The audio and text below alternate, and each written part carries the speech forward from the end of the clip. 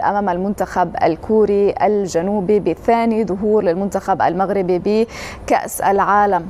ابتسام الجرايدي اليوم دخلت التاريخ مع هذا الهدف فاطمة، الهدف الجميل الذي تابعناه بوقت مبكر من هذه المباراة. والمنتخب المغربي اليوم مختلف عن الدور الأول أو عن الجولة الأولى.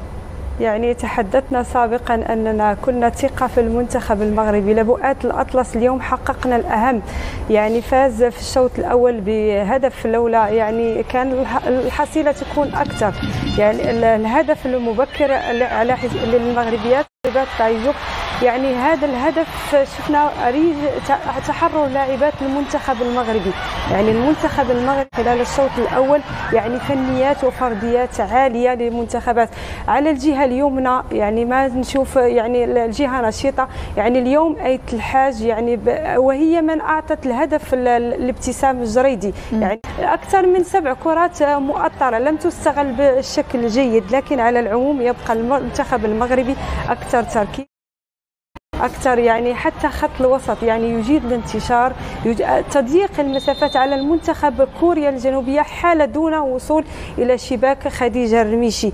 المنتخب المغربي كان عليه تسجيل أكثر في خلال الشوط الأول، لكن يجب تدارك ذلك حث بيدروس لاعباته على خلق توازن على مستوى خط الدفاع. نشوف أن هناك بعض الهوافات حتى يعني لاعبات المغرب عليهن الضغط اكثر، والضغط هو من اعطى يعني بالفعل اكثر محاولات في خلال الشوط الاول. لا، تابعنا ضغط عالي من المنتخب المغربي باول 10 دقائق من هذه المباراه على خط ظهر المنتخب الكوري الجنوبي، وهو ما تسبب بهذا الهدف كما سنتابع هنا معك آلاء.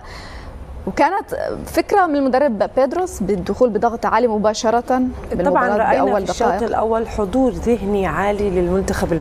المنتخب جاهز حاضر لتنفيذ التعليمات.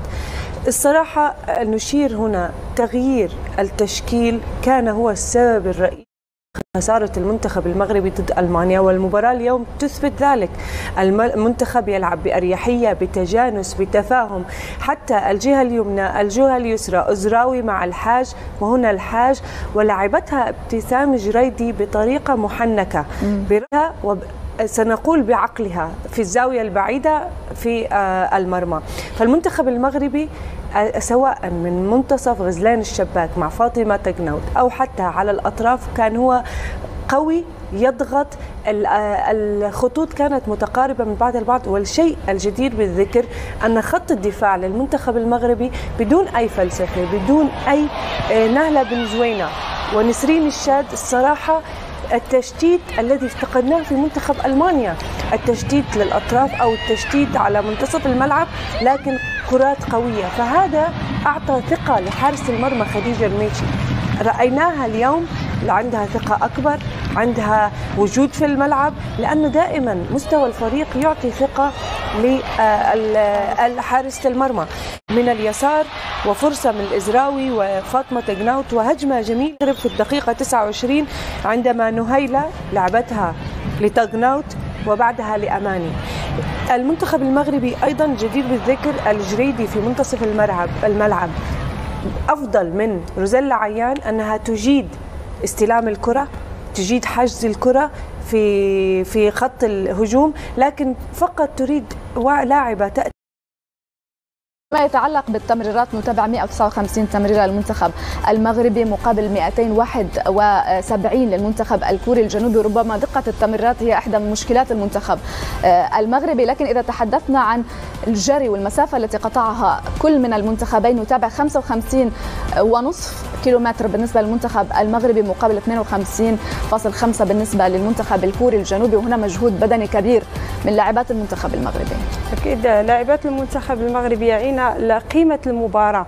يعني الحل اليوم هو الفوز، ولكن أنا نشوف على المستوى الفني المنتخب المغربي خلال الشوط الأول كان هو الأفضل. يعني الفرديات، يعني نشوف اليوم الجريدي في أحسن حالاتها، يعني هي تجيد استلام الكرة خلف المدافعات الكوريات. اليوم حتى يعني الدور التي تقوم به الدينامو المنتخب المغربي وهي غزلان الشباك، يعني اليوم تعطي كرات يعني يعني الكرات مدققه لابتسام جريبي وكذلك الاماني، يعني هذا حتى بالمهمات الدفاعيه غزلان الشباك كذلك. اليوم هي تجيد اليوم الدفاع مع بنزينه، وكذلك يعني نشوف اللياقه البدنيه للشباك تساعده حتى على الوصول الى خط المنتصف الهجومي. يعني اليوم الشباك عامله واحد التوازن على مستوى صحيح. خط الوسط. لكن بعد المنتخب المغربي ربما هي هذه التعليمات التي سيقوم بها بيدروس ما بين الشوطين لحث لاعباته على الحفاظ على بياض شباكي، وكذلك الطموح أكثر في تسجيل عدد أكثر من الأهداف في انتظار المباراة كولومبيا وكذلك ألمانيا.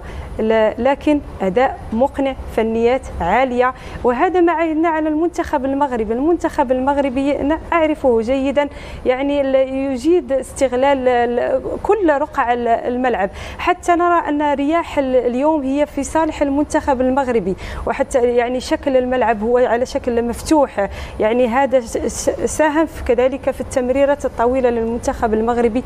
يعني التقناوتي اليوم في أفضل حالاتها، مع يعني التركيبة البشرية للجيش الملكي اليوم انعكست بشكل جيد خلال الشوط الأول، لكن على المنتخب المغربي التركيز أكثر خلال الشوط الثاني، خلق فرص، والأهم من ذلك وهو استغلال الفرص. يعني هذه المجموعة يعني مجموعة صعبة، لكن يبقى فارق الأهداف على المنتخب المغربي تسجيل أكثر عدد من الأهداف.